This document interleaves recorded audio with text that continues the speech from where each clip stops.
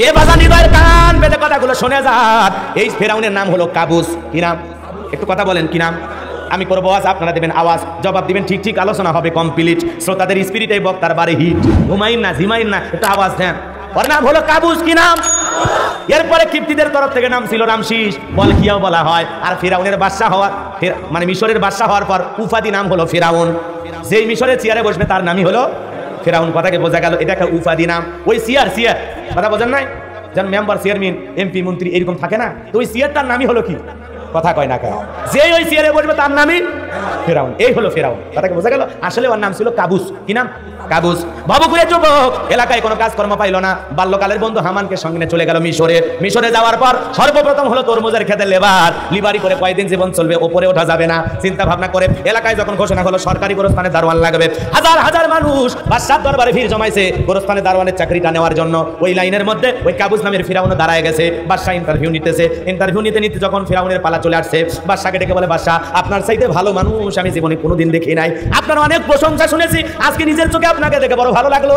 আপনার চাইতে ভালো মানুষ হয় না। যদি এই চাকরিটা দেন বড় কৃতজ্ঞ থাকবো। বাবা মা পরিবার আছে, যদি আপনি চাকরিটা দেন। ভিনদেশ থেকে বুক করা আসানি আপনার দরবারে আসছি। এমন ভাবে কথাগুলো উপস্থাপন করলেন, বাদশার মায়া লেগে গেল। কথা আছে দুষ্ট লোকের মিষ্টি কথা। এমন ভাবে বললো, বাদশা বলে, ইন্টারভিউ বন্ধ কর, এই কাবুস নামের ছেলেটাকে গোরস্থানে চাকরি দিয়ে দাও। এবার কাবুস নামের ফেরাউন হয়ে গেল গোরস্থানে দারোয়ান। গোরস্থানে দারোয়ান হওয়ার পর সে চিন্তা করলো, বাদশা মাসে মাসে বেতন দেবে, এই বেতন দিয়ে তো জীবন চলবে না, আমার বাম হাতের ইনকাম দরকার। কথা কোন ঠিক কিনা? ছেলে তো মাসে 40,000 পায়, আর এদিক ওদিক দিয়ে মোটামুটি 60,000, মোটে 1 লাখ টাকা ইনকাম করে, আছে না? তার মানে ছেলের বাম হাতের কামাই আছে। ওই বাম হাতের কামাই হালাল না হারাম? কথা কবেন, কথা কবেন। হ্যাঁ, ওয়াজ শুনলে কথা কলে কি? বাম হাতের কামাই কি? কেউ কি কয় মসজিদে ইমামতি করে 5,000 পায়, আর বাম হাত দিয়ে 10,000 কামাই করে? কে বলছে? ছেলে চাকরি করে, বেতন 40,000, আর এদিক সেদিক দিয়ে বিভিন্ন কামাই করে মোটামুটি 60,000, তাহলে টোটাল হয়ে গেল কত? হ্যাঁ, ছেলে 1 লাখ টাকা পায়। ভাই বলে, হুজুরের দরকার নাই, লাইন ঘাট ওই জায়গায় লাগাও, নান্টু ঘটনক জায়গা মতো লেগে দেয়। কথা কোন ঠিক কিনা? এই শোনো বাজান গো, আমার হৃদয়ের কান পেতে কথাগুলো শুনে যা। ফিরাউন তখন বললো, শোনো, তোমরা যারা গোরস্থানে লাশ দাফন করবা, প্রতি লাশ প্রতি আমার 1 করে দিরহাম দেওয়া লাগবে, না দিলে আমি গোরস্থানে লাশ দাফন করতে দেবো না। জনগণ চিন্তায় পড়ে গেল, 1 দিরহামের জন্য বাদশার দরবারে বিচার দেবো, নালিশ দিতে বিচার করতে লাশ পয়সা গুলো শেষ হয়ে যাবে। অতএব 1 দিরহাম যদি পায়, এই ছেলেটাই পাক। এই কথা চিন্তা ভাবনা করে ওই দেশের মানুষরা 1 করে দিরহাম ঘুষ দেওয়া শুরু করলো কাবুস নামের ফিরাউনকে। বলেন তো, কবর নিয়ে ব্যবসা আছে না? নাই? সে যুগেও ছিল, এখনো আছে। হ্যাঁ, আপনি মাসে মাসে টাকা দেবেন। এই যে বড় বড় গোরস্থানগুলোতে ঢাকাতে আছে না? নাই? বনানী কবর প্রতি মাসে একটা মোটা অঙ্কের টাকা দেওয়া লাগে। যদি আপনি নির্ধারিত মাসে টাকা নিয়ে দিতে পারেন, ওই কবরস্থানে যারা দায়িত্বে থাকে কবর মিশে ফেলে দেয়, আপনি টেরই পাবেন না মা আছে কই, বাবা আছে কই। কথা কোন না গায় রাগ করতেছেন? ও বলতেছে 1 করে দিরহাম দাও। কবর নিয়ে এখনো ব্যবসা আছে না? নাই? কিছু কিছু মানুষ কবর খনন করে, খুবই ভালো, খুবই ভালো। আমার এলাকায় একজন কবর খনন করতেছে, আর বলতেছে এবারে তোমার বাবা মারা গেছে। বগুড়ার আঞ্চলিক ভাষা বা গাইবান্ধার ভাষা একটু মিস করে কথা বলি। আপনাদের কষ্ট হচ্ছে নাকি? বিরক্ত জানেন? কথা না বুঝলে সেটা আবার জিজ্ঞাসা করবেন, বলে দেবো ইনশাল্লাহ। কষ্ট হচ্ছে আপনাদের? বলতেছে, ভাই তোমার বাবা মারা গেছে, কবর খনন করলাম, এই সকাল থেকে কি কষ্ট করে, যে শক্ত মাটি, হ্যাঁ হ্যাঁ, জীবনে অনেক কবর, 71টা কবর করছি, এত কষ্ট হয়নি, আজকে তোমার বাবার কবর করতে সেই কষ্ট হলো। শোনো, এই যে সারাটা দিন কবর খনন করলাম, একটা সিগারেটের প্যাকেট দিলে দেও, কি করলো? তার মানে কবরও খনন করতেছে, আবার যে মারা গেছে তার সন্তানের কাছে 1 প্যাকেট কি চায়? সিগারেট চায়। আপনি কোন ওই 71,000 কবর খরে, যদি কবরের কি ভয় বুঝবে? কারণ কবরও খনন করে, আবার ওই কবরের মাটি টানতে টানতে কি খায়? কি খায়? মনে করেন না ভালো? কবর এত মানুষের খনন করলেন, ওই কবর খুঁজতে খুঁজতে তো আপনার কাঁদা উচিত, আপনার তো চোখের পানি ছেড়ে কাঁদা উচিত যে আজকে হোক কালকে হোক এইরকম কবর, আজকে আমি অন্যের জন্য কবর খনন করতেছি, কেউ একদিন আমার জন্য কবর খনবে। এই অনুশোচনায়, এই ভয়ে আপনার তো আল্লাহর ওলি হওয়ার কথা, আর আপনি যে মারা গেছে সেই লোকের কাছে বলেন যে তোমার বাবা মারা গেছে, কষ্ট করে কবর খুললাম, আমাদেরকে পান বিড়ি সিগারেট দাও। আপনাদের এলাকায় নাই, আমার এলাকার কথা বলতেছি। আচ্ছা, খবরদার, যাই সিগারেট চাইবি, ওর কবর খোলা দেয়, তুই উঠা, তোমার কে রাখছে কবর খুলে? আমার বাবা মারা গেছে, আমার কাছ থেকে সিগারেট চাও, আজকে আমি শুরু করছো না, ঠিক হয়ে যাবে। একদিন ধমক দিলে ও ভালো হয়ে যাবে। কথা কোন ঠিক কিনা? কষ্ট দেওয়া যাবে না বাজান গো আমার। গোরস্থানে দারোয়ান কাবুস নামের ফিরাউনকে 1 করে দিরহাম জনগণ দেওয়া শুরু করে দিল। আল্লাহর খেলা বোঝা বড় দায়। এখন যেমন মহামারী আসছে, নাম হলো করোনা, সেই সময় মহামারী এসেছিল, ওইটার নাম হলো ডায়রিয়া, কলেরা। হাজার হাজার মানুষ ডায়রিয়ার কলেরাতে মারা যায়, আর গোরস্থানে লাশ দাফন হয়। অল্প কয়েক মাসের ব্যবধানে এত লাশ দাফন হয়েছে, আর এত টাকা তার অ্যাকাউন্টে জমা হয়েছে। টাকা পাইতে পাইতে টাকা রাখার আর কোনো জায়গায় নাই। এইবার কাবুস নামের ফিরাউন চিন্তা করলো, এত টাকা পাইলাম, টাকা দিয়ে এখন কি করব? চিন্তা ভাবনা করে তার মাথায় বুদ্ধি চলে আসলো, এই টাকা দিয়ে একটু গরিব জনগণের পাশে দাঁড়ানো লাগবে, তাহলে ভবিষ্যতে নেতা হলে সুবিধা আছে। কথা কন না কে? এ বাজান গো আমার, হৃদয়ের কান পেতে কথাগুলো শুনে যান। এইবার বাদশার কাছে এসে বলে, বাদশা কিছু টাকা পয়সা হয়ে গেছে, এটা একটু গরিব জনগণের মাঝে বন্টন করে দিতে চাই। বাদশা বলে, তো ভালো উদ্যোগ, তোমার মতো মানুষ তো দেশের ঘরে ঘরে দরকার। ঠিক আছে বাবা, যাও টাকা পয়সা নিয়ে হাজির হও, আগামীকালকে দরবারে মানুষকে ডাকা হবে। ঢোল পিটায় হাজার হাজার মানুষকে বলা হলো, তোমাদের যারা খাজনা দিতে পারো না, তোমরা যারা গরিব মানুষ আছে খাইতে পারো না, বাদশার দরবারে হাজির হয়ে যাও। বাদশা তোমাদের টাকা দেবে, ওই গোরস্থানে দারোয়ান কাবুস নামের ফিরাউন তোমাদের টাকা দেবে, তোমাদের খাজনা পরিশোধ করে দেবে। হাজার হাজার জনগণ বাদশার দরবারে উপস্থিত হয়েছে। আর ওই কাবুস নামের ফিরাউন ওই যে ঘুষ খাওয়া টাকা কি খাওয়া, কথা কন না কা? ওই টাকাটা কি খাওয়া? শোনো এই দেশটার গল্প করি, দেশটা মনে হয় স্বপ্নপুরী, শুধু কর ঘুষ কর মদ কর জুয়া কর, এটাই আছে ভুরি ভুরি, এটাই আছে ভুরি ভুরি। এ দেশে অসৎ কামাই কেউ করে না, তবে ঘুষের টাকা পেলে কেউ তো ছাড়ে না।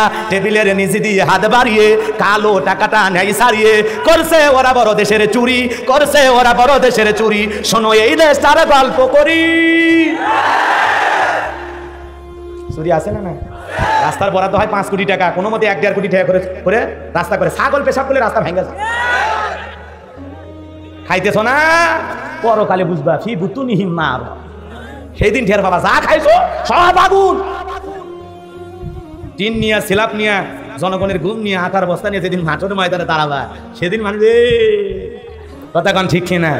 এই জন্য জনগণ তোর খেদমত করে নিজের জীবনকে বিলিয়ে দিতে হবে, সৎভাবে দায়িত্ব পালন করতে হবে। কথা বলে ঠিক কিনা? জনগণের বন্ধু হয়ে কাজ করা লাগবে। আল্লাহ আমাদের বোঝার তৌফিক দান করুক। জোরে কোন আমিন। সামনের দিকে যাবো, কষ্ট হচ্ছে আপনাদের, বিরক্ত হলে হন, কোনো সমস্যা নাই। ওয়াজ এলাকার জীবনে কোনোদিন করতে আর কোনো সমস্যা আছে?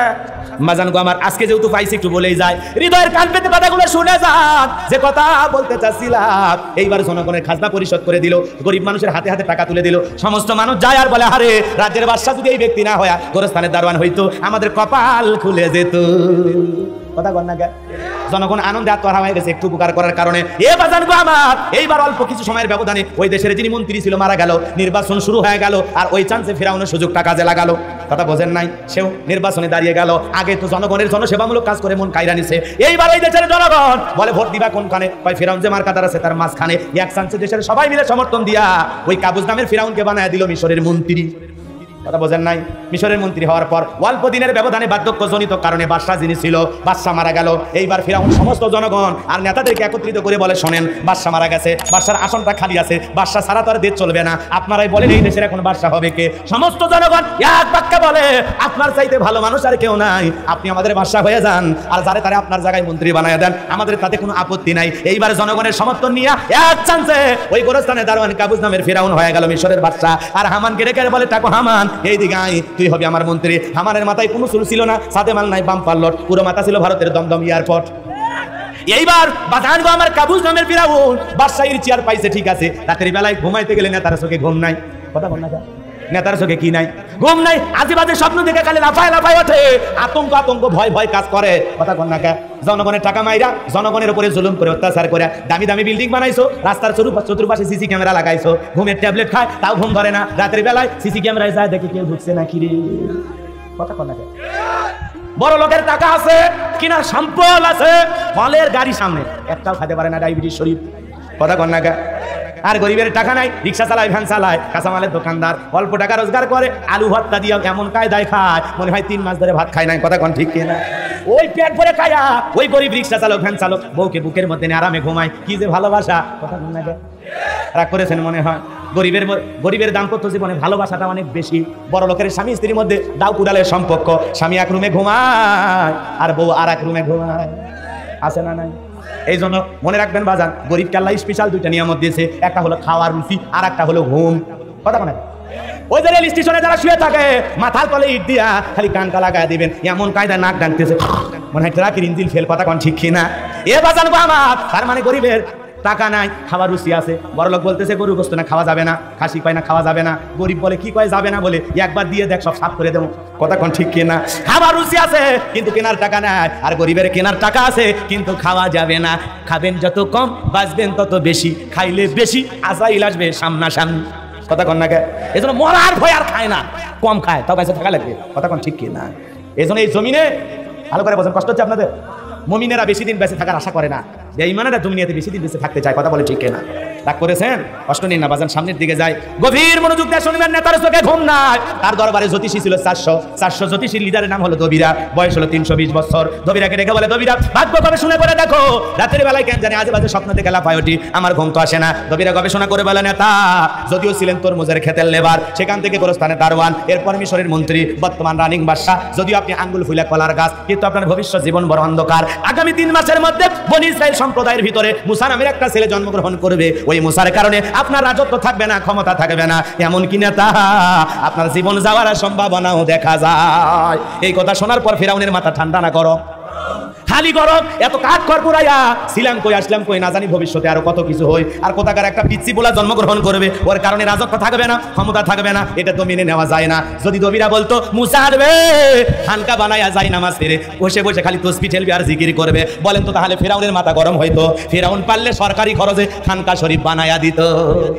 আজ পৃথিবীর দিকে তাকায় দেখেন, যারা খানকায় বসে হু হু করে আর জিকির করে, লাফালাফি করে, ওদেরকে কেউ টার্গেট করে না, ওদেরকে কেউ জেলখানায় নেয় না। যারা আল্লাহর জমিনে কোরআনের সোনালী সমাজ কায়েম করার কথা বলে, আল্লাহর বিধান প্রতিষ্ঠিত করার কথা বলে, একামতে দিনের কথা বলে, আল্লাহর আইন দিয়ে জমিনকে পরিচালনা করতে চায়, যারা আল্লাহর দিন প্রতিষ্ঠিত করার স্বপ্ন দেখে, তাদের কাজে বাধা আছে, তাদেরকে জেলখানায় যেতে হয়। কথা বলেন ঠিক কিনা? এই জন্য বাজার একই কালেমার দাওয়াত, কেউ দাওয়াত দিয়ে মোটা মোটা হাদিয়া পায়, আবার কেউ দাওয়াত দিয়ে ভাগ্যে জেলখানা রুটি জোতে। কথা বলেন ঠিক কিনা? এই জন্য বাজার বাবার হৃদয়ের কান বিন্দু কথাগুলো শুনবেন। খানকা নিয়ে যারা বসে আছে, ওদেরকে নিয়ে কারো মাথা ব্যথা নাই, কারণ ওরা লাউ কদু গরু ছাগল পায় খুশি। কথা কোন দেখেন নাই দরবার ভাই, পানির ভিতরে জ্বললে বাতি, ঝড় বাতাসেও নেবে না। ল্যাংটা বাবার মুড়ি ধইলে নামাজ রোজা লাগে না। কত বড় ভণ্ড, চিন্তা করছেন? দুনিয়াতে এমন কোন নবী নাই যে নবী এসে আল্লাহকে সিজদা দেয় নাই, নামাজ পড়ে নাই। আর তোমার পীর এত বড়, যার নামাজ লাগে না। আসলে যে পীর বলে নামাজ লাগবে না, রোজা লাগবে না, ওটা পীর না ডিজিটাল শয়তান। ওই এত সিজদা দিয়ে কি করবি? সিজদার মতো একটা সিজদা দিবি, জান্নাত পার হয়ে জাহান্নামের গর্তে পড়বি। আছে না নাই? এই জন্য কত সালা বাবা, শিকল বাবা, গাজা বাবা, লাউ বাবা, কদু বাবা, বাবার অভাব নাই। ভণ্ড বাবাদের কাছে যাওয়া যাবে না, হক্কানি আল্লাহওয়ালাদের কাছে যাওয়া লাগবে। পীর ছিল শাহজালাল, শাহপরান, শাহ মাকদুম, বাইজিদ বোস্তামি, আব্দুল কাদের জেলানি, আল্লামা খাজা মঈনুদ্দিন চিশতি রহমাতুল্লাহ আলাইহি, এই যে রাজশাহীর শাহ মাকদুম, বগুড়ার শাহ সুলতান, রংপুরের কেরামতুল্লাহ, বড় বড় আল্লাহওয়ালাদের কারণে এই জমিনে ইসলামের প্রচার প্রসার হয়েছে। এটা বিশ্বাস রাখতে হবে, আল্লাহর ওলিদের কারণে আমরা ইসলাম পাইছি। কথা বলেন ঠিক কি না? কিন্তু আল্লাহওয়ালার লেভেল লাইগা কিছু ভণ্ডের আবির্ভাব হয়েছে, যারা খালি কিছুই না করে। আছে না নাই? আল্লাহর নামও নাই, রসুলের নামও নাই, খালি কি যে পাইছে রে ভাই। জিকির করে না, হাঁপানি বেরাম হয়েছে আল্লাহ। আছে না নাই ভণ্ড? এক পীর সাহেব শীতের দিনে পেশাব করে পানি নেয় না। মুরিদ জিজ্ঞাসা করছে, বাজান পানি নিলেন না? চুপ কর, চুপ কর। নবীর নাতি হোসাইন ফুরাত নদীর পানি না পেয়ে তার পরিবার সহ শাহাদত বরণ করেছেন। যেই পানি নবীর নাতির পরিবার পায়নি, সেই পানি আমি এই জায়গায় ঠেকাতে পারবো না। আসলে শয়তান শীতের ঠেলাই নেয় না, সেটা আর কয় না। কথা কোন ঠিক কিনা? এরকম ভণ্ড আছে না নাই? যে পীর পেশাব করে পানি নেয় না, ওর মুরিদ তো বড়টা করে পানি নেয় না। কথা বলেন ঠিক কিনা? এই জন্য কোনো বিড়ি বাবার দরবারে যাওয়া যাবে না, সাধু বাবার কাছে যাওয়া লাগবে না। যদি আল্লাহর কাছে যদি চা কিছু লাগবে চাই, আমার আল্লাহ আমাদের জন্য যথেষ্ট। কথা বলেন ঠিক কিনা? কি যথেষ্ট? এর কোনো মাজারে যাওয়া লাগবে না, কোনো বাবার কাছে যাওয়া লাগবে না। মা বোনদেরকে বলি, মা খবর দাও, কোনো মাজারে যাবেন না। কথা বলেন ঠিক কিনা? চাইতে হলে আল্লাহর কাছে চাইবো। জীবনে কি লাগবে? সন্তান লাগবে। ইব্রাহিম আলাইহিস সালাম চেয়েছিলেন কার কাছে? রব্বি হাবলি মিনাস সলিহিন, আল্লাহ একটা সৎপুত্র দাও, একটা নেককার সন্তান দাও। এই জন্য সন্তান চাইলে আল্লাহর কাছে চাইবো। কথা বলেন ঠিক কিনা? যা কিছু চাওয়া দরকার, আল্লাহ বলেন ফাইদা ফারাগাতা ফানসাব ওয়া ইলা রাব্বিকা ফারাগাব। বান্দা যখন নিঃশ্বাস হয়, দুর্বল হইবা, তোমার শূন্য হাতটা আমার দিকে বেঁধে ধরো, আমি আল্লাহ শূন্য হাত পূর্ণ বানায় ফেরাই দেবো। বলেন আল্লাহু আকবার। এজন্য কিছু চাওয়া লাগলে বাবার কাছে না, আল্লাহর কাছে। গাঁজা খাওয়া পীরের কাছে না, আল্লাহর কাছে। মনে থাকবে তো ইনশাআল্লাহ? মনে থাকবে তো ইনশাআল্লাহ?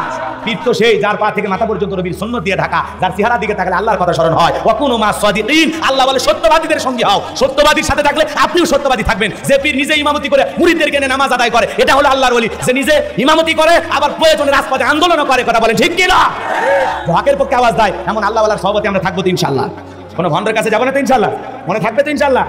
আজে বাজে গান গাইনি বাবা, তোমার দরবারে সব পাগলের খেলা। পাগলের খেলা না, বাবার দরবারে সব শিরিকের খেলা, ভণ্ডামির খেলা, নষ্টামির খেলা, মানুষকে জাহান্নামে নিয়ে যাওয়ার খেলা। আল্লাহ হেদায়েত দান করে। জোরে কোন আমিন। কোন ভণ্ডবীদের কাছে ইমানদার যেতে পারে না। কথা বলেন ঠিক কিনা? আর মহিলা তো যাওয়াই যাবে না। যেই দরবারে নারী পুরুষ একত্রে জিকির করে, 100% বুঝবেন এই দরবার ভণ্ড ভণ্ড ভণ্ড। এই মহিলা মানুষকে পুরুষের মধ্যে কথা কোনা খায়। আপনার বইটি আসেনি, আপনার বই এখানে আলোচনা শুনতে আসছে, কে কাছে নিয়ে বসলেন না কেন? মহিলা প্যান্ডেল আলাদা রাখছি, কারণ এই জায়গায় পরিবেশ নাই। কথা বলেন ঠিক কিনা? বউ আমার, তারপরে মহিলা প্যান্ডেলে রেখে আসছি, নিজের কাছে নিয়ে বসিনি, কারণ আমরা এই জায়গায় একটা পর্দার ব্যবস্থা করছি। কথা বলেন ঠিক কিনা? ঠিক ওইভাবে আপনি পীরের মুরিদ হবেন, যত বড় আল্লাহর ওলি হোক, খবরদার বউকে কোনোদিন দেখাবেন না। কারণ এখন পীরের আড়ালে কিছু শয়তানও বেড়েছে। বলবে বাবা তুই খালি আমার দরবারে আসিস, তোমার বউটার একদিন দেখাইলে না, পরের সপ্তাহে বউ নিয়ে যায়। ভাই বোকা তো, সহজ সরল, বোঝে না, মনে করছে মুরব্বী মানুষ দোয়া করে দেবো, এই আশায় বউরে নিয়ে গেছে। আব্বা আপনি দেখতে চাইছিলেন আমার স্ত্রীরে, দেখেন। তখন বলতেছে যা তুই বাইরে যা, বউর মারে কিছু স্পেশাল গোপনে সবক দেয়া লাগে, তুই থাকলে হবে না। কথা কোন ঠিক কিনা? ওই ভণ্ড বের হয়ে গেছে, ও পীর সাহেবের কথা বিষয়। এখন ঘরের ভিতরে পীর সাহেব আর বউরে নিয়ে নফল নামাজ পড়ে না জিকির করে, আল্লাহ ছাড়া এই ক্যামেরার কথা আর কেউ জানে না। কথা কোন ঠিক কিনা? এই জন্য আল্লাহ আমাদের হেদায়েত দান করুক, জোরে বলেন আমিন। আরে স্লোগান একটাই, ভণ্ড পীর যেখানে, নারী পুরুষ যেখানে। হ্যাঁ, নারীর জন্য পর্দা, পুরুষের জন্য পর্দা। নারী পর্দা করবে, বোরকা করে তার শরীরকে ঢেকে রাখবে, হেজাব পর্দা। নারী হলো সিকিউরিটি, নিরাপত্তা দেবে। আর আপনার আমার পর্দা কুল্লিল মুমিনিনা ইয়াগুদ্দুনা মিন আবসারিহিম, দৃষ্টিকে নিম্নগামী করে চলো। তাকানো যাবে না, তাকাবার কেউ পরে না চোখের ফলে। কথা কন না কে শয়তানি থর জাগাবার না। ভালো হয়ে যা যুবক, এখনো সময় আছে, ভালো হয়ে যা। আল্লাহ হেদায়েত দান করুক, জোরে বলেন আমিন। কষ্ট হচ্ছে বাজান গো আমার, এই জন্য বাজান গো আমার ফেরাউনের মাথা গরম হয়ে গেল। কোথা থেকে একটা মুসা আসবে, তার কারণে রাজত্ব ক্ষমতা থাকবে না, এটা তো মেনে নেওয়া যায় না। কি করা যায়, কি করা যায়? হামানকে ডেকে বলে টাকো হামান এই দিগাই, মাথা গরম হয়ে গেছে। হামান এসে বলে কি হয়েছে, চিল্লান কেন নেতা? বলে চিল্লাবো না, আগামী 3 মাসের মধ্যে বনি ইসরাইল সম্প্রদায়ের ভিতরে মুসা নামের একটা ছেলে জন্মগ্রহণ করবে। ওই মুসার কারণে রাজত্ব থাকবে না, ক্ষমতা থাকবে না, এমনকি আমার জীবন যাওয়ার সম্ভাবনা আছে। এখন বল হামান কি করা যায়? টাকা হামান বুদ্ধি বের করে বলে নেতা টেনশন নেবেন না, মাইট ইজ রাইট, জোরজার মূল্য তার, পাওয়ার স্পিরিট ক্ষমতা যার হাতে, সে যা বলবে সমাজ রাষ্ট্রে তাই হবে। কথা বলেন ঠিক কেরা? যেহেতু ক্ষমতা আমাদের হাতে, আমরা যা বলবো সমাজের মানুষ, দেশের মানুষ তাই মানতে বাধ্য। কি করতে চাস? বলে যত ছেলে জন্মগ্রহণ করবে সবাইকে জবাই করে করে দুনিয়ার বুক থেকে বিদায় করে দেব, তাহলে মুসার আগমন করতে পারবে না। এই কথা শোনার পর ফেরাউন ডেকে বলে টাকো হামান, আসলেই তোর মাথায় বুদ্ধি আছে, এমন সুন্দর একটা বুদ্ধি বের করেছিস, এই বুদ্ধি হলে তো মুসার জন্ম হওয়ার কোনো সম্ভাবনা নাই। তবে শোন, ছেলেগুলোকে জবাই করবি, মেয়েগুলোকে জবাই করবি না, কারণ ছেলেদের মধ্যে আমার শত্রু আছে, মেয়েদের মধ্যে কোনো শত্রু নাই। তার মানে চোর হলেও মানুষ ভালো, মোবাইল নিয়ে গেল, সিম খুলে দিয়ে গেল। কথা কোন ঠিক কিনা? এইবার সন্তান জবাই শুরু হয়ে গেল। অল্প কয়েক মাসের ব্যবধানে বাজান গো আমার হাজার হাজার বনি ইসরাইল মায়ের বুক খালি করে সন্তান জব করা হলো। মুসা কয়জন? কথা বোঝেন আপনারা? মুসা কয়জন? দুইটা বর্ণনা পাওয়া যায়, মারছে 20,000-এর অধিক, আর একটা বর্ণনায় বলা হয় 80,000। তবে সংখ্যা যাই হোক না কেন, মুসা কয়জন? মুসা আসবে একজন, আর মুসা সন্দেহে হাজার হাজার সন্তান জবাই করেছে। এই জন্য জালেমদের কাছে অপরাধ করে একজন, আর জালেমেরা শাস্তি দেয় হাজার হাজার জনকে। কথা বলেন ঠিক কিনা? হৃদয়ের কান পেতে কথাগুলো শুনবেন বাজার। এইবার 3 মাস অতিবাহিত হয়ে গেল। দবিরাকে ডেকে বলে দবিরা, এইবার ভাগ্য গবেষণা করে দেখ, আমার পথের কাটা আমার শত্রু মুসা মরলো না বাঁচলো। দবিরা গবেষণা করে বলে নেতা, যদিও বনি ইসরাইল মায়ের বুক খালি কইরা হাজার হাজার সন্তান জবাই করেছেন, কিন্তু আপনার পথের কাটা মুসা এখনো মরে নাই, মরে নাই। মায়ের কোলে জীবিত আছে, সুস্থ আছে, কিন্তু কোথায় আছে, কোন বাড়িতে আছে, এই লোকেশন বলার ক্ষমতা আমার নাই। জোরে বলেন আল্লাহু আকবার। ওয়া মাকারু ওয়া মাকারাল্লাহ আল্লাহু খায়রুল মাকিরিন। খেলাকার আল্লাহ চাই মুসারে বাঁচাই, তার ফিরাউন চাই মারতে। ফিরাউনের টাইম আছে, কথা কন না। এইবার দেখেন সামনের দিকে আসল খেলা, ফাইনাল খেলা। বোঝেন বাজান গো আমার, ফিরাউনের মাথা গরম হয়ে গেল। সেনাবাহিনী প্রশাসনের লোক যারা ছিল মেজাজ গরম করে বলে, এত মারামারি আসলটাই মরে নাই, যা এলাকায় চিরুনি অভিযান চালাও, তল্লাশি চালাও, সন্তান ছেলে দেখলেই জবাই করো, যাও দূর হয়ে যাও, এত বেতন দিই কেন? একটা ছেলে মারতে পারলে না? মুসা বেঁচে আছে, কথা শুনে খালি ঘাম ধরতেছে, ঘাম ধরতেছে। কথা কন না কেন? আর শরীর গরম আছে না ঠান্ডা হয়েছে? হ্যাঁ। এইবার সেনাবাহিনীরা চলে গেল। একদল সেনাবাহিনী মুসা নবীর বাড়ির দিকে রওনা করেছেন। মুসা নবীর বড় নাম হলো মারিয়ম। কি নাম? দেখে বলে মা, ওই যে ফিরাউনের সেনাবাহিনী দেখা যায় মা, আর বুঝি ভাইকে বাঁচানো গেল না, ভাইকে তুমি কই লুকিয়ে রাখবা? মুসা নবীর মা টেনশনে পড়ে গেলেন। ফিরাউনের সেনাবাহিনীর সামনে হাজির। এইবার সন্তানকে নিয়ে দিক সেদিক দৌড়ায়। কে যেন ইলহামের মাধ্যমে আওয়াজ দেয়, বলে মুসার মা, চুলার ভিতরে তোমার ছেলেটাকে ফেলে দাও, কথা দিলাম গো, আবার তোমার সন্তানকে তোমার কোলে ফেরাইয়া দেব। আর দেরি করলেন না, তাই করলো। মুসা নবীর বাড়িতে এসে ফিরাউনের সেনাবাহিনী পুরো বাড়ি সার্চ করলেন, তল্লাশি চালাইলেন। এ বাজার গো আমার, বাড়ির আনাচে কোনাচে সব জায়গায় দেখে আস্তে আস্তে বিদায় হয়ে যখন চলে গেল, বের হয়ে বলে, বিবি রে, ওই জালেমদের ভয় আমার সন্তানটাকে চুলার ভিতরে ছেড়ে দিবি। আমার মন তো ডেকে বলে, মুসার মা, আমার মুসা মনে হয় পুরো কয়লার মতো কালো হয়ে গেছে, ওরা যদি জবাই করতো লাশটা নিয়ে তাও বুকে জড়ায় কাটতে পারতাম। এই কথা বলে মুসা নবীর বাবা কান্দে, স্বামীর চোখে পানি দেখে মুসা নবীর মাও কান্দে। মুসা নবীর মা বাবার অন্তরে দয়া মায়া আছে, আমাদের মা বাবার অন্তরে বুঝি দয়া মায়া নাই? জোরে বলেন আছে না নাই? এই জন্য যুবক খবরদার, খবরদার, মা বাবার সাথে খারাপ ব্যবহার করা যাবে না। আমার আল্লাহ বলেন, ওয়াকাদা রাব্বুকা আল্লা তা'বুদু ইল্লা ইয়্যাহু ওয়া বিল ওয়ালিদাইনি ইহসানা। আল্লাহু আকবার। আমার আল্লাহ বলেন আমার ইবাদত করো, আমার ইবাদতের সাথে কাউকে শরীক করো না। আমার ইবাদতের পর তোমাদের দায়িত্ব হলো মাতা পিতার সাথে উত্তম আচরণ করা, ভালো ব্যবহার করা। কারণ বলে তোমার মা হামালাতুহু উম্মুহু ওয়াহনান আলা ওয়াহনি ওয়া ফিসালুহু ফি আমাইনি আনিশকুরুলি ওয়ালিওয়ালিদাইক। তোমার মা কষ্টের পর কষ্ট সহ্য করে তোমাকে গর্ভধারণ করেছে, 2টি বছর তোমাকে দুধ পান করাইছে। সুতরাং তোমার মা আর বাবার সাথে খারাপ আচরণ করা যাবে না, তাদের সাথে উত্তম আচরণ করতে হবে, ভালো ব্যবহার করতে হবে। এজন্য মাতা পিতাকে কষ্ট দেওয়া যাবে। একটু টাচ দিয়ে যায়, টাচ দিয়ে যায়। পিতা মাতার খেদমতের ওয়াজ করবো না, উঠেন না, ঘটনার সামনের দিকে নিয়ে যাবো। ফিরাউনক না সুবাইয়া বাড়ি যাবেন, ঘুম হবে আপনার? এত বড় একটা জালেমত পাইছে, ফিরে যাবেন, ঘুম হবে? সাইজ করে যায় নাকি বলে? একটু অপেক্ষা করেন। লিল্লাহে তাকবীর। একটা পুরুষ উঠে তাকবীর দেন তো, পুরুষ একজন উঠে একটা তাকবীর দেন তো, স্লোগান দেন তো।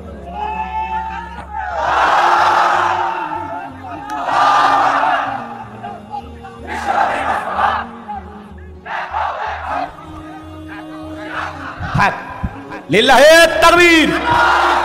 যারা আল্লাহু আকবার বলছেন আল্লাহ যেন সবাইকে জান্নাতে দেয়, আর যারা বলেন নাই তাদেরটা আপাতত ওয়েটিং এ থাকে।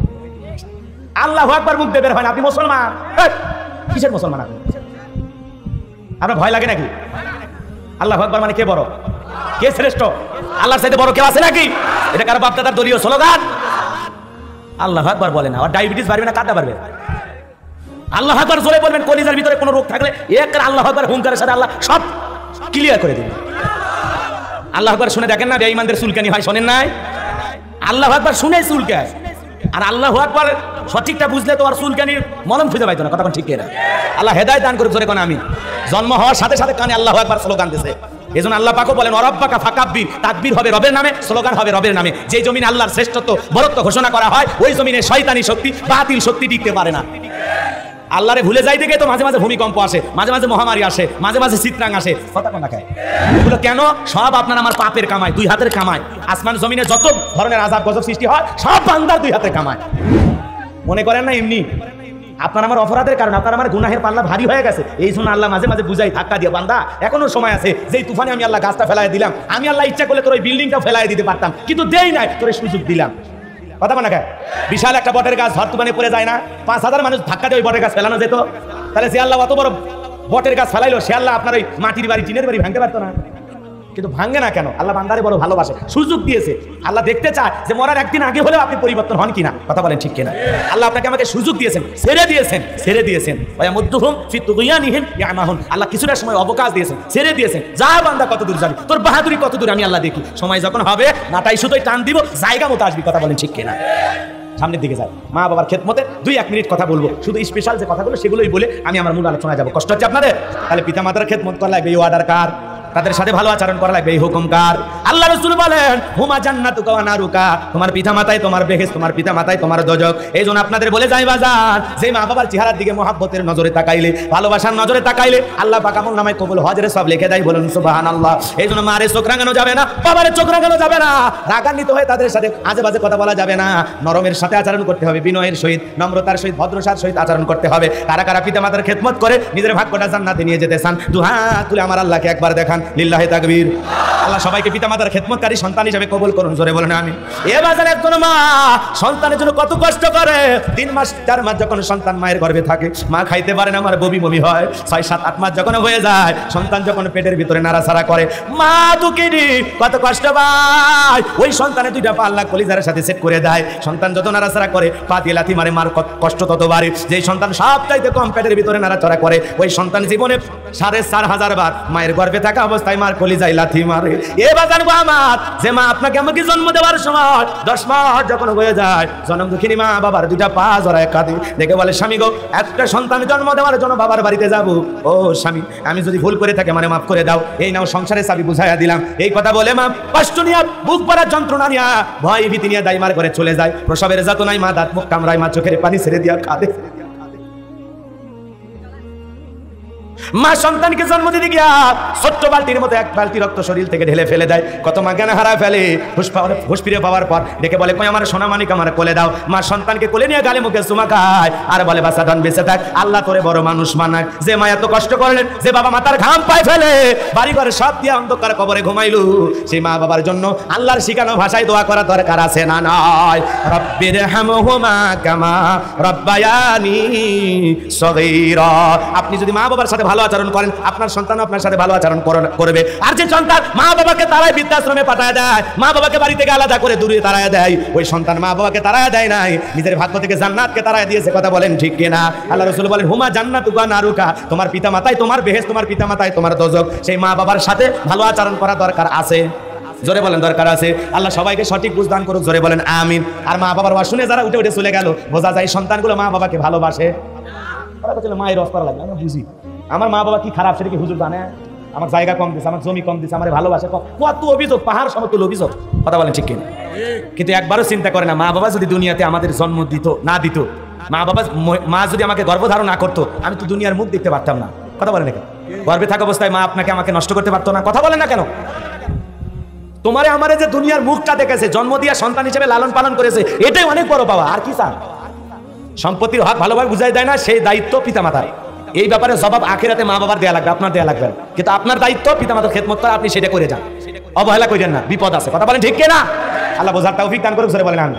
মা বাবার বিরুদ্ধে এত অভিযোগ কেন? তাদের যেটা ভালো মনে চাইছে হয়েছে। আপনি যদি ভুল কিছু করে থাকে বলেন, একবার বিনয়ের সহিত বলেন, অনুরোধের ভাষায় বলেন। বলার তো একটা ভাষা আছে, লাঠি দিয়া বাবার মাথা ফাটাইয়া দিয়া মা বাবারে পিটাইয়া এমন সন্তান আছে দুনিয়া থেকে বিদায় পর্যন্ত করছে মা বাবারে। এরকম সন্তান আছে না নাই? আল্লাহ আমাদের হেদায়েত দান করুক, জোরে বলেন আমিন। আমরা একদিন বাবা মা হব, কথা বলেন না কেন? আমরা একদিন বুড়ো হব, বয়স হবে না, সেদিন টের পাইবা যে আজকে তুমি আমি যে কষ্ট পাবো ওকে দিতেছি, তোমার আমার ভাগ্য সেই কষ্ট অপেক্ষা করতেছে 2 দিন আগে আর পরে। কথা বলেন ঠিক কিনা? আল্লাহ আমাদের হেদায়েত দান করুক, জোরে বলেন আমিন।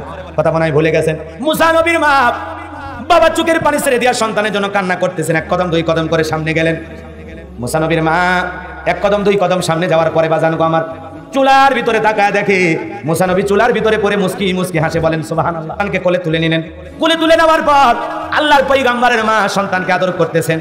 কে যেন ইলহামের মাধ্যমে আওয়াজ দেয়, বলে মুসার মা কতদিন জালেমদের ভয়ে সন্তানকে এভাবে লুকিয়ে রাখবা? একটা সিন্দুক বানাইয়া দরিয়ার ভিতরে ভাসায় দাও, কথা দিলাম গো তোমার সন্তানকে আবার তোমার কোলে ফেরায় দেবো। বলেন আল্লাহু আকবার। মুসা নবীর মা চিন্তায় পড়ে গেলেন, সিন্দুক পাবেন কোথায়? ভোরবেলা সকালবেলা কে যেন ডেকে বলে মিস্ত্রি লাগবে মা, আমি একজন মিস্ত্রি। মুসা নবীর মা চিন্তা করলো, জীবনে কেউ মিস্ত্রি বলে ডাক দেয় নাই, আজকে কেন ডাকে?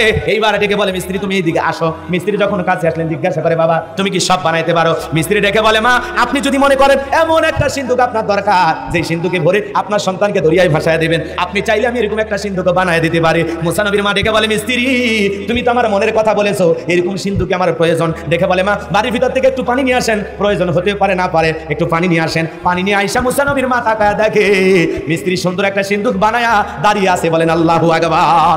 এইবার মিস্ত্রি সুন্দর সিন্দুকটা মুসা নবীর মায়ের হাতে দিয়া শুধু দৌড়ায় শুধু দৌড়ায় শুধু দৌড়ায়। মুসা নবীর মা ডেকে বলে, মিস্ত্রি এই বিপদের দিনে এতবার উপকার করলা, কাঠের পয়সা কিনিবা না, লোহার পয়সা কিনিবা না, তোমার পারিশ্রমিকের দাম কিনিবা না। মিস্ত্রি ডেকে বলে, মা যারা বিপদে পড়ে আমি তাদের উপকার করি, বিনিময়ে কোনো টাকা পয়সা গ্রহণ করি না।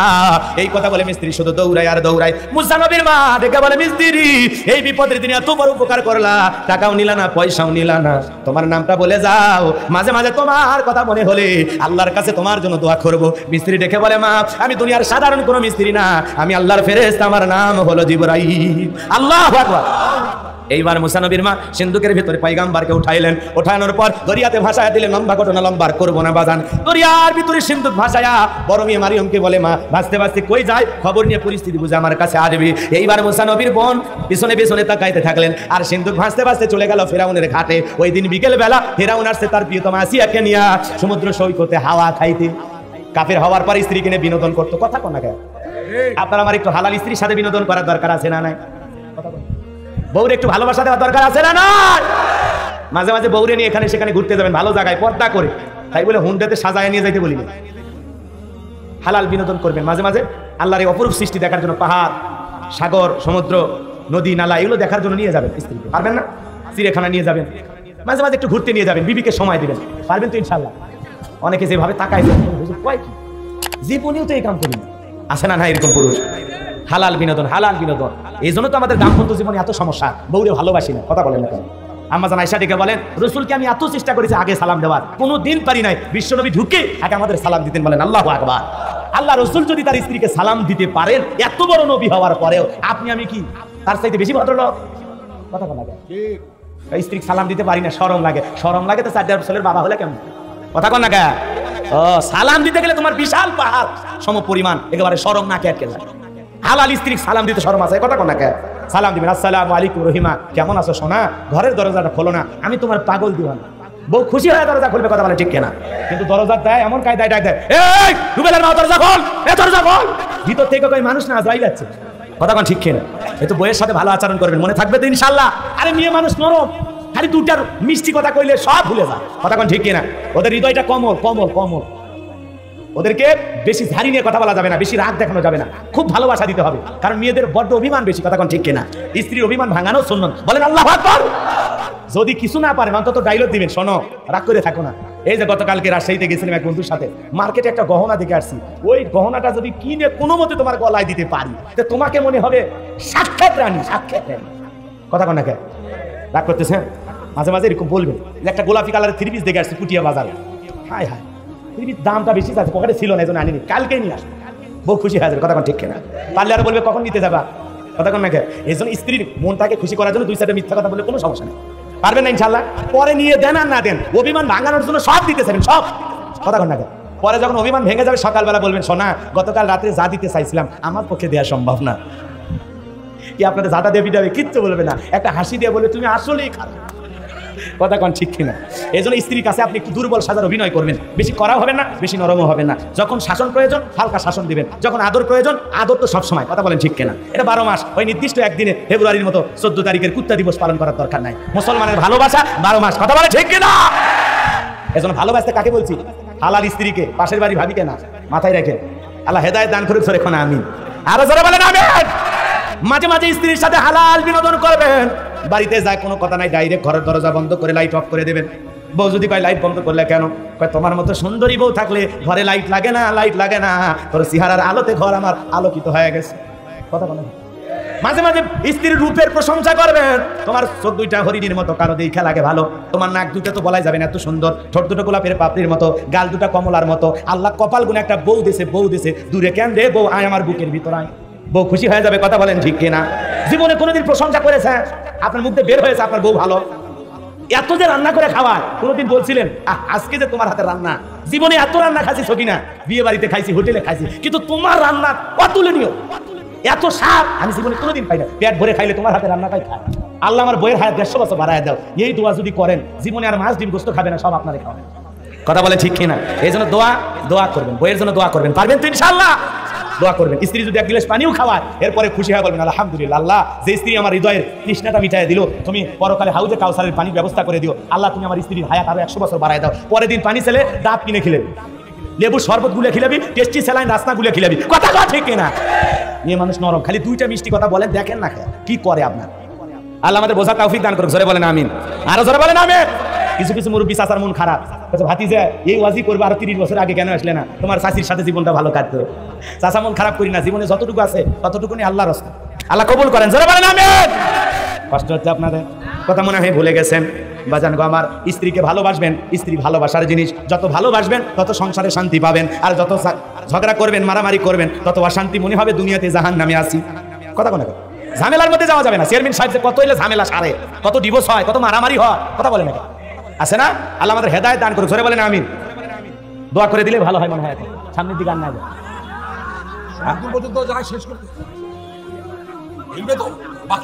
হ্যাঁ আলহামদুলিল্লাহ। হাজি সাহেব যেহেতু বলেছে আর কিছুক্ষণ আপনারা থাকবেন না, বাড়ি যাবেন, ভাই যা হয়েছে হয়েছে, একটু বসেন। কি বাপরে, বইয়ের রসনের বইয়ের কথা মনে হলো নাকি? সামনের দিকে যাইবা জানবো, আমার লম্বা হবে, আমি লম্বা করবো না, অনেক কাটসাট করে কথা আছে, বলার সুযোগ নাই। আস্তে আস্তে সিন্ধুক চলে গেল ফিরাউনের ঘাটে, সেনাবাহিনীরা সিন্ধুক তুলে নিয়ে গেল বাদশার সামনে, বাদশার সামনে যখন নিয়ে গেল, কাবুজ নামের ফিরাউন ডেকে বলে সিন্ধুক খোল তো দেখি, সিন্ধুকের ভিতরে কি আছে। সিন্ধুকের মুখটা যখন খোলা হলো সবাই তাকায় দেখে, আহারে সিন্ধুকের ভিতরে মনে হয় পূর্ণিমার চাঁদ উদয় হয়েছে, আল্লাহ। এমন সুন্দর সন্তান দেখার পর ফিরাউনের মতো জালেম ডেকে বলে, এই মুসা তরবারি দিয়ে জবাই করে, এই মুসা তরবারি আন জবাই কর, পথের শত্রু দূর কর। আসিয়া বলে, থামো, সারা জীবন খালি মারা শিখছো, ইয়া তোমার লাভ, তাও তোমার শান্তি হইল না।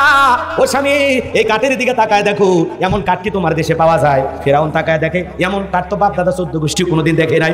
স্ত্রীকে ডেকে বলে, হ্যাঁ বিবি রে, এমন কাঠ তো আমার দেশে পাওয়া যায় না। তখন ডেকে বলে, স্বামী, এটা ভিন দেশি কারো সন্তান, বাঁচতে বাঁচতে আমাদের দেশে আসছে, এইটা তোমার মুসা না, এই সন্তানকে হত্যা করা যাবে না, এই সন্তানকে আমরা আমাদের পালক পুত্র হিসাবে লালন পালন করব। আপনি রাজ্যের ভিতরে ঘোষণা করে দেন, ফিরাউনের ছেলে সন্তান যে দুধ পান করাবে মাসে মাসে তাকে বেতন দেওয়া হবে, বলেন আল্লাহু আকবার। এই জন্য অনেক কঠিন স্বামী মাঝে মাঝে স্ত্রীর কাছে দুর্বল হয়, কথা বলে না? অনেক সময় অনেক কঠিন স্বামী স্ত্রী আবদার রক্ষা করে না। ফিরাউন তখন বলে থাক, একটা সন্তানই তো। কথায় আছে যেখানে বাঘের ভয় সেখানে রাত হয়। যারে খুঁজতেছো মারার জন্য আল্লাহ তারই তোর বাড়িতে পাঠাইয়া দিল লালন পালনের জন্য, কথা বলেন ঠিক কিনা? এ বাজার গো আমার, ফিরাউন বলে থাক, এর মারবো না, আমার স্ত্রী চাইছে লালন পালন করতে, পারক পুত্র হিসেবে, কোনো সমস্যা না, একটা ছেলেকে আমরা পালবো। এই কথা সিদ্ধান্ত নিয়ে হাজার হাজার নারীদের মধ্যে খবর পৌঁছায় দেওয়া হলো যে ফিরাউনের ছেলে সন্তানকে দুধ পান করাবে, মাসে মাসে তাকে বেতন দেওয়া হবে। হাজার হাজার মহিলারা চলে আসলো, স্তন খুলে মুখ লাগায়। আল্লাহর পয়গম্বর কোনো মহিলার স্তনের দুধ পান করে না, বলেন আল্লাহু আকবার। সব নারী ব্যর্থ হয়ে চলে গেল। ওই যে মুসা নবীর বড় বোন মারিয়াম মনে আছে না নাই? দেখে বলে রানী আসিয়া, মনে কিছু নেবেন না, এমন একটা ধাত্রীর খবর আমার কাছে আছে যে কোনো সন্তান সেই মহিলা দুধ পান করতে পারে। আপনি যদি চান 2 জন লোক পাঠায় দেন, সেই মহিলাকে আপনার দরবারে নিয়ে আসি। এই কথা বলে মাজানকে আমার লোক পাঠায় দেওয়া হলো, আর মুসা নবীর মাকে ফিরাউনের দরবারে নিয়ে আসা হলো। ফিরাউনের দরবারে আসার পর মুসা নবীর মা যখন সন্তানকে কোলের ভিতরে নিয়ে স্তন কোলে মুখ লাগায় দিয়েছে, আল্লাহর পয়গম্বর মুসা নবী মায়ের বুকের দুধ খাওয়া শুরু করে দিয়েছে, বলেন আল্লাহু আকবার। নবীরা যে জ্ঞানী বোঝেন, দুনিয়াতে আসে থেকে জ্ঞানী। আল্লাহু আকবার বলেন। কোনটা মায়ের স্তনের দুধ সেইটাও বুঝেছে, আল্লাহু আকবার বলেন। এইবার রানী আসিয়া বলে আপনার বেতন ডাবল করে দেওয়া হবে, থাকার কোয়ার্টার ফ্রি, আপনি এই বাড়িতে থাকবেন আর আপনাকে মাসে 2 গুণ বেতন দেওয়া হবে।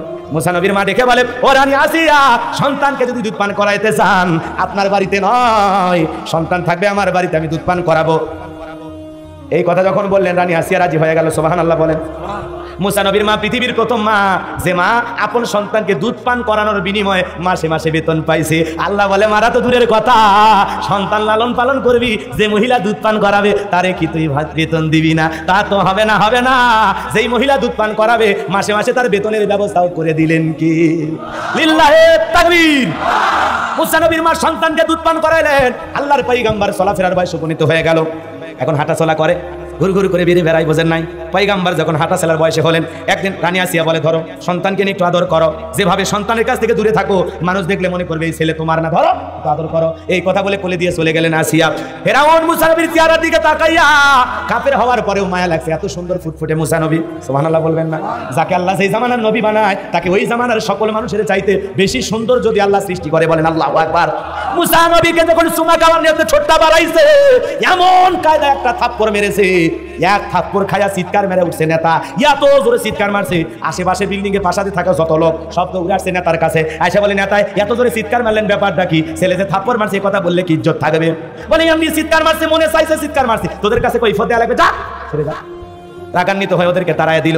আর বিবিকে ডেকে বলে, বিবি আসিয়া, আয় আয় আয়, তাড়াতাড়ি আয়। এর চোখে মুখে যে আগুন দেখছি, এ মুসা ছাড়া কেউ না, তরবারিতে জবাই করি, পথের শত্রু দূর করি। আসিয়া বলে, কি হয়েছে? সারের মতো চিল্লাও কেন? তাই চিল্লাবো না, এর চোখে মুখে যে আগুন দেখছি, মুসা ছাড়া কেউ না, তাড়াতাড়ি তরবারিতে পথের শত্রু দূর করি। বলে, কি করেছে? বলে, এই ছেলে আমার থাপ্পড় মারছে। আসিয়া বলে, ঢং করা জায়গা পাও না, এই ছোট মানুষ তোমার থাপ্পড় মারছে, মিথ্যা কথা বলার একটা লিমিট থাকে, তুমি এত কেন খারাপ গো? এই সন্তান কোনোদিন তোমার থাপ্পড় মারে নাই। এইবার ফিরাউন ডেকে বলে, ও রানী আসিয়া, তোরে কেমনে বুঝাবো রে? থাপ্পড় মারছে আমার গালে, মজা কি আমি টের পাইছি, তুই তো বুঝবি না। কথা বলে ঠিক কিনা? এক থাপ্পড় খায়া আর মাথা ঘুরে গেছে, যে এই সেই ছেলে। কথা বলে ঠিক কিনা? অনেক পরীক্ষা নিরীক্ষার ঘটনা আছে, বাজার লম্বা করার সুযোগ নাই। 25 বছর বয়স, এবার কত বছর? 25 বছরের টকবকে যুবক। কিপ্তি আর বনি ইসরায়েলের মধ্যে ঝগড়া চলতেছে। আল্লাহর পয়গম্বর কাছে গেলেন, যা বলে কিপ্তি ফিরাউনের লোক খুব বেশি মাথা মারো, যেখানে সেখানে নেতার গরম সব জায়গায় চলে না। এই কথা বলে একটা ঘুষি বা থাপ্পড় মেরেছেন। কিপ্তি দুনিয়ার থেকে ডিলেট, বলেন আল্লাহু আকবার। জায়গায় ডেট, বুঝেন নাই? মরে ফুরে আসে। চতুর্দিকে খবর পৌঁছে গেল, মুসা হয়ে গেলেন মার্ডার কেসে আসামি। মানুষ মারতে দেরি, মামলা হতে দেরি হয়নি। রাগ করেছেন মনে হয়। ফিরাউন জালেম বাদশার দরবারে হয়ে গেলেন মাদার কেসের আসামি। আল্লাহ ডেকে বলে, মুসা রে, আর থাকা যাবে না, এখন মাদাইনের দিকে রওনা করো। আল্লাহর পয়গম্বর আদার পাইয়া চলে গেলেন মাদাইনে। মাদাইনে যাওয়ার পর লম্বা ঘটনা, পানি খাওয়ার একটা ঘটনা আপনারা কম বেশি সবাই শুনেছেন। আল্লাহর পয়গম্বর শুআয়ব আলাইহিস সালামের 2 কন্যার সাথে তাদের বাড়িতে গেলেন। যাওয়ার পরে ডেকে বলে, আব্বা, এমন একটা যুবক পেয়েছি, কাজের লোক আমাদের দরকার। ও বাবা, আমরা 2টা বোন কতটা সময় ছেলেটার সাথে কাটাইলাম, একটা বারো চোখ 2টা তুলা আমাদের 2 বোনের দিকে তাকাই নাই, তাকাই নাই, তাকাই নাই। বলেন সুবহানাল্লাহ। কেমন লাজুক পয়গম্বর ছিলেন মুসা আলাইহিস সালাম, বলেন আল্লাহু আকবার। 2টা মেয়ের সাথে কয়েকটা ঘন্টা সময় কাজের ক্ষেত্রে কাটাইয়া দিলেন, একবারও ফিরে তাকাই নাই। আর আমরা না তাকাইলে পেটের ভাত হজম হয় না। কি চোখ খারাপ, চোখের জিনা আছে না নাই? অন্তরে জিনা আছে না নাই? দেখে যদি মনে মনে ভাবে না, হারে যদি ভাইতাম অন্তরে জিনা হয়ে গেল। কথা কোন ঠিক কিনা? এ যুবক সাবধান, আর গুনাহ করিও না, খারাপ কথা পরিকল্পনা করো না, অন্তরে অন্তরে কল্পনা করো না, নিজের বিবেকটাকে সুন্দর করো, নিজের চিন্তা চেতনার পরিবর্তন করো। কথা বলেন ঠিক কিনা? এইবার শোয়েব আলাইহিস সালামের কাছে যায় যখন মুসা নবীর প্রশংসা করলেন, বৃদ্ধ বয়সের পয়গম্বর শোয়েব আলাইহিস সালাম মুসা নবীকে রাখাল হিসেবে বাড়িতে চাকরি দিলেন। চাকরি দেওয়ার পরে ব্যবহার দেখে এত ভালো লাগলো, শোয়েব আলাইহিস সালাম তার বড় মেয়ে সফুরার সাথে বিবাহের ব্যবস্থা করলেন। 8-10 বছরের শ্বশুর বাড়িতে আল্লাহর পয়গম্বর থাকলেন ঘর জামাই। বলেন সুবহানাল্লাহ। কয় বছর? এলাকায় যদি কেউ ঘর জামাই থাকে বুঝবেন মুসা নবীর সুন্নাত আমল করতেছে। ঘর জামাই দুই সাইডে নাই, ঘর জামাই দুই একজন আছে, যদি থাকে বুঝবেন কোন নবীর সুন্নাত পালন করতেছে, মুসা নবীর সুন্নাত পালন করতেছে। ঘর জামাইদের অবহেলা করবেন না। আল্লাহর পয়গম্বর মুসা আলাইহিস সালাম দীর্ঘ 8 থেকে 10 বছর শ্বশুর বাড়িতে ঘর জামাই থাকলেন। আল্লাহ ডেকে বলে, মুসা আর কতদিন শ্বশুর বাড়ি মধুর হারি আর থাকা যাবে না, এইবার গাট্টি গুট্টি গুছাও, স্ত্রীকে সঙ্গে নাও, এইবারে তুমি রওনা করো। আল্লাহর অর্ডার পাইয়া আল্লাহর পয়গম্বর শ্বশুরের কাছ থেকে বিদায় নিয়া স্ত্রীকে সঙ্গে নিয়া শ্বশুরের দেওয়া লাঠি নিয়া আল্লাহর পয়গম্বর যখন নিজ মাতৃভূমির দিকে ফিরে আসতেছেন, তুর পাহাড়ে আসা মাত্র আল্লাহ রাব্বুল আলামিন তার পয়গম্বর মুসাকে নবুয়ত দান করলেন। বলুন আল্লাহু আকবার। আমার আল্লাহ ডেকে বলেন, ওয়া মা তিলকা বিয়ামিনিকা ইয়া মুসা। দিও না, মুখের ভিতরে চলে গেছে।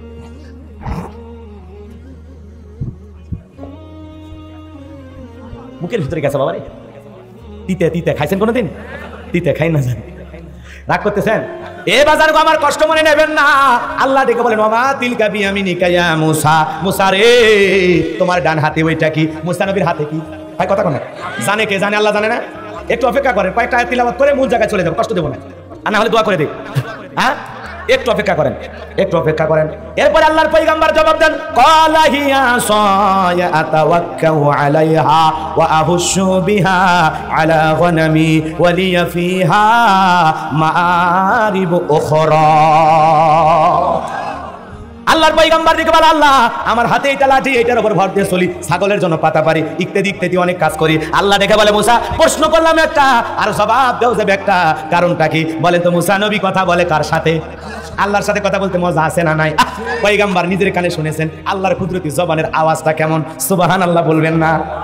এ বাবা, হৃদয়ের কান পেতে কথাগুলো শুনে যান। দুনিয়ার একটা নারীর কণ্ঠ শুনলে আপনার আমার মাথা কাজ করে না, আর নবী আল্লাহর সাথে কথা বলে সেই কথার মধ্যে মজা আছে না নাই? আল্লাহর কুদরতির জবানের কথা শুনতেছেন। আল্লাহর পয়গম্বর মুসা নবীকে আল্লাহ পাক ডেকে বলেন, ক্বালা আলকিহা ইয়া মুসা। আল্লাহ ডেকে বলে, মুসা তোমার হাতের লাঠিটা নিক্ষেপ করো। ফাআলকাহা ফাইযা হিয়া হাইয়াতুন তাসআ। হাতের লাঠিটা যখন নিক্ষেপ করলেন, বিশাল একটা হয়ে গেল সাপ। মুসা নবী বলে, বাপ রে বাপ, এই যে জাতের সাপ, আমার বংশ করে দিবে সাপ। এই কথা বলে জোরে মারছে লাফ। এরপরে আল্লাহ পাক ডেকে বলেন, ক্বালা খুযহা ওয়া লা তাখাফ সানুঈদুহা সিরাতাহাল উলা। আল্লাহু আকবার। আল্লাহ ডেকে বলে, মুসা ভয় পেও না, যেই লাঠিকে আমি আল্লাহ সাপ বানাইলাম ওই লাঠির দিকে হাত বাড়াও, আমি আল্লাহ আবার পূর্বের আকৃতিতে লাঠি বানায় ফেরত দিয়ে। বলেন আল্লাহু আকবার। ভয় ভয় ভয় ভয় এরকম সাপটা ধরতে গেছেন, ধরতে দেরি, লাঠি হতে দেরি করে নাই। বলেন আল্লাহু আকবার। এরপরে আল্লাহ বলেন, ওয়াদহুম ইয়াদাকা ইলা জানাহিকা তাখরুজ বাইদা মিন গায়রি সুইন আয়াতান উখরা লিনুরিয়াকা মিন আয়াতিনাল কুবরা। আল্লাহ ডেকে বলে, মুসা তোমার ডান হাত বগল নিচে ঢুকাও, ওখান থেকে বের করো, কোন দোষ ছাড়াই ধবধবে উজ্জ্বল সাদা চমৎকার সুন্দর দেখাবো। এই যে কুদরতের দুইটা নিদর্শন দান করলাম, এইবার তোমার দায়িত্ব, ইযহাব ইলা ফিরআউনা ইন্নাহু তাগা। আল্লাহু আকবার। এইবার মুসা যাও, ফিরআউনের দরবারে যাও। ফিরআউন সীমা লঙ্ঘন করেছে, তার পাপের 16 কলা পূর্ণ করেছে, নিজেকে রব বলে দাবি করেছে, 40 বছর শিক্ষা ব্যবস্থা বন্ধ করেছে, ঘরে ঘরে তৈরি করা ওর মূর্তি ঢোকায়া দিয়েছে। ফিরআউনকে যা বলে, ফিরআউন রে, তোর বানানো আইন দিয়া নিয়ম দিয়া আর মিশর পরিচালনা হবে না, এখন মিশর পরিচালনা হবে আল্লাহর আইন দিয়া। কথা বলেন ঠিক কি না? না আপনাদের মতি গতি খারাপ করে দেবে ভাইয়া।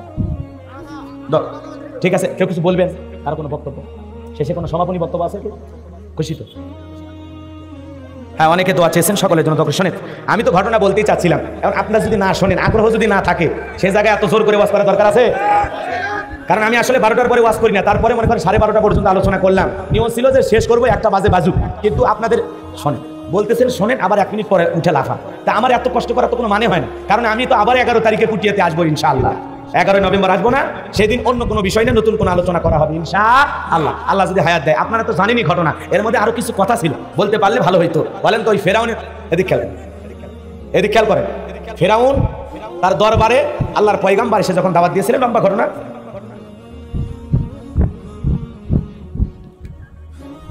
ফেরাউন যখন মুসা আলাইহিস সালাম তার দরবারে এসে দাওয়াত দিলেন যে আমি আল্লাহর একজন রসুল, আল্লাহর একজন প্রেরিত পয়গাম্বার, বিশ্বের প্রতিপালক আমাকে রসুল হিসাবে পাঠিয়েছেন, আমি আল্লাহর ব্যাপারে যা বলবো সত্য বলি। আরে দেখেন হয় হাজী সাহেব হয়, ওই জালেম ফেরাউনকে আল্লাহ সুবিয়ে মারছে সেটা তো আপনারা জানেন, কিন্তু এর আগে কিছু স্পেশাল জাদুর যে বিষয়গুলো ছিল বলতে পারলে আপনাদের ভালো লাগতো, বুঝতেও পারতেন। কিন্তু যাই হোক, শোনেন শোনেন, যে কোনো জিনিস অতিরিক্ত ভালো না। আমার তো মন চাচ্ছে, এখন আপনার 10 জন শুনতে চাচ্ছেন আর শত শত মানুষ উঠে উঠে বাড়িতে যাবেন, তা তো হয় না। হয় কি, ময়দানে সবাই যদি নিয়ত করে বসে থাকতেন, আমি আগেই বলছি যে আপনারা যদি সুন্দরভাবে বসে থাকতে পারেন, ফাইনাল খেলা খেলেই বাড়ি যাবো, কথা কোন ঠিক কিনা? তো যাই হোক, ফাইনাল খেলা পর্যন্ত হলো না, সেমিফাইনাল পর্যন্ত হয়েছে। বলেন তো, এই দিকে খেয়াল করেন, আল্লাহর পয়গাম্বারকে সহ তার উম্মতকে সহ জালেম বাদশা যখন তিন দিক দিয়ে আক্রমণ করেছিল, আল্লাহ পাক তখন মুসা আলাইহিস সালাম বলেছিলেন ওই লাঠি দিয়ে সমুদ্রে আঘাত করো। লাঠি দিয়ে আঘাত করতে দেরি, ভিআইপি রাস্তা বের হতে দেরি হয় নাই। বলেন সুবহানাল্লাহ। এই জন্য মুমিনেরা বিপদে পড়লে, মুমিনদের বিপদের জায়গায় যায় যখন মুমিনেরা আটকে যাবে, ওখান থেকে উত্তীর্ণ করার মালিক কে? বলেন তো কে? ইউসুফ নবী বিপদে পড়েছিলেন, রক্ষা করেছিলেন কে? জেলখানায় ঢুকেছিলেন, সেখান থেকে মিশরের খাদ্যমন্ত্রীকে বানাই দিয়েছিল। আমাদেরকে বলা হচ্ছে দুর্ভিক্ষ আসবে, দুর্ভিক্ষ আসবে না। একটা কথা আমল করেন আপনারা, যাকাত ভিত্তিক অর্থনীতি চালু করে দেন, কথা কোন আগে, আর সকলের হৃদয়টা সৎ বানান, দেখবেন দুর্ভিক্ষ আসবে না ইনশাআল্লাহ। কারণ ইউসুফ আলাইহিস সালামও দেখেছিলেন যে দুর্ভিক্ষ আসবে, কথা বলেন না কেন? স্বপ্ন দেখা হয়েছিল, অনেক লম্বা আলোচনা, লম্বা করার কোনো সুযোগ নাই। আল্লাহর পয়গাম্বার যেই ব্যবস্থা নিয়েছিলেন, আজকেও যদি আমরা সেভাবে ব্যবস্থা নেই, অপচয় না করি, আমরা যদি একটু সুন্দর করে চলি, যাকাত ভিত্তিক অর্থনীতি চালু করে আল্লাহর গোলামিতে যদি লিপ্ত হয়, বিশ্বাস করেন আল্লাহ না খাওয়ায় মারবে না, কথা বলেন ঠিক কিনা? বনি ইসরাইলদেরকে আল্লাহ পাক আসমান থেকে মান্না সালোয়া পাঠাইছিলেন, আজও আল্লাহ পাক আসমান থেকে খাবার আপনার আমার জন্য পাঠিয়ে দেবেন, কথা বলেন ঠিক কিনা? কিন্তু গোলামির মতো গোলামি করা লাগবে, জুলুম করা যাবে না, অত্যাচার করা যাবে না, নিরপরাধ মানুষকে কষ্ট দেওয়া যাবে না, কথা বলেন ঠিক কিনা? মানুষকে কষ্ট দেবেন, জুলুম করবেন, মানুষের রক্ত নিয়ে খেলা করবেন, আর হাত তুলে দোয়া করবেন রব্বানা আতিনা ফিদ দুনিয়া। আল্লাহ বলে তোর হাতে মানুষ মারা রক্তের গন্ধ পাওয়া যায়, তোর মতো শয়তানের দোয়া কবুল হবে না, কথা বলে ঠিক কিনা? আপনি হাত তুলে দোয়া করেন রব্বানা আতিনা ফিদ দুনিয়া, আল্লাহ বলে তোর মতো সুদ করে দোয়া কবুল হবে না, কারণ তোর হাত থেকে সুদের গন্ধ আসে, ঘুষের গন্ধ আসে, হারামের গন্ধ আসে, কথা কন। এই জন্য নিজেকে আগে পরিবর্তন করেন, নিজের ভিতরে ইখলাস আনেন, নিজেকে পরিশুদ্ধ করেন, নিজের আত্মসমালোচনা করেন, নিজে ভালো হওয়ার চেষ্টা করেন। মানুষের গীবত করে লাভ নাই, মানুষের পরনিন্দা চুগলখড়ি করে লাভ নাই, বরং বিপদে পড়বেন, অমুক খারাপ তুমুক খারাপ এত সমালোচনা করে লাভ নাই, নিজে ভালো হওয়ার চেষ্টা করেন। আল্লাহ বোঝার তৌফিক দান করুন, বলেন আমিন। আল্লাহর পয়গাম্বার এবং তার উম্মতকে আল্লাহ পাক সুন্দর করে নদী পার হওয়ার ব্যবস্থা করে দিয়েছেন।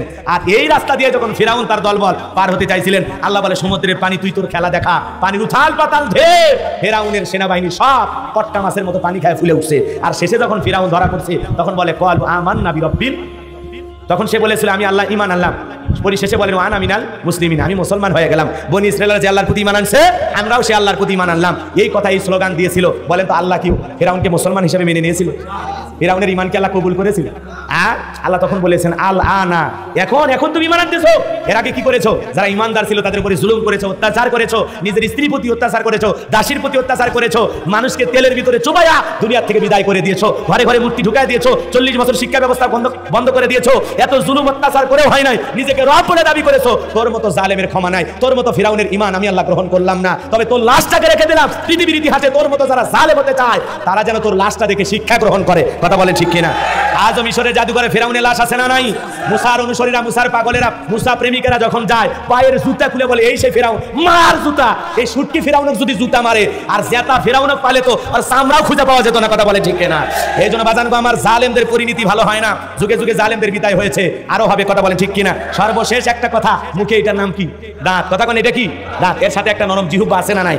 এই দাঁতের ফাঁকে যদি ময়লা আবর্জনা আটকে যায়, এই দুর্বল দাঁত বারবার ওই জায়গায় নক করে দাঁতের ভিতরে আটকে থাকা ময়লা আবর্জনা দূর করে দাঁতকে বিপদ মুক্ত করে, কথা বলেন ঠিক কিনা? কিন্তু এই বেঈমান দাঁত সুযোগ পাইলে দাঁতের উপরে কামড় মারে, নির্যাতন করে, জুলুম চালায়, রিমান্ডে নেয়, রক্ত বের করে ছেড়ে দেয়, কথা বলেন ঠিক কিনা? হুজুর এই কথা কেন বললেন? ভালো করে শুনেন আগে। বলেন তো মুখ থেকে জিহ্বা আগে পড়ে যায় নাকি দাঁত? কথা বলেন কে পড়ে যায়?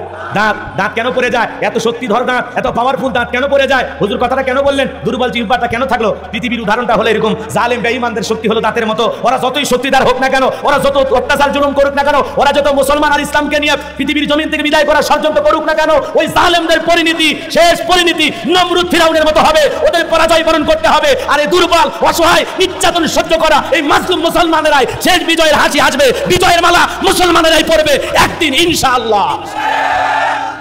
ভয় পাওয়ার কোনো কারণ নাই। দুর্বল হয়েছেন, মন খারাপ করেন না। ওদের হুমকি ধমকি, ওদের একটু কষ্ট দেওয়া, ওদের একটু নির্যাতন করা, একটু সহ্য করেন, একটু সহ্য করেন। মনে রাখবেন, ইসলাম আলাদের উপরে নির্যাতন ও জুলুম যত বাড়বে, ইসলামের বিজয় তত নিকটে। আল্লাহ আমাদের সঠিক বুঝদান করেন, সরে বলুন আমিন। আল্লাহ পাক সবাইকে কোরআন সুন্নাহর পথে কবুল করুন, সবাইকে আল্লাহ পাক কোরআনের সমাজ একটি গঠন করার জন্য সবাইকে আল্লাহ পাক এরকম মন মানসিকতা দান করুন। আজকের আলোচনা থেকে আমরা যা শুনলাম, যা বুঝলাম, যা শিখলাম, এই অনুযায়ী আল্লাহ পাক বক্তা শ্রোতা সবাইকে আমল করার তৌফিক দান করুন। আল্লাহুম্মা আমিন।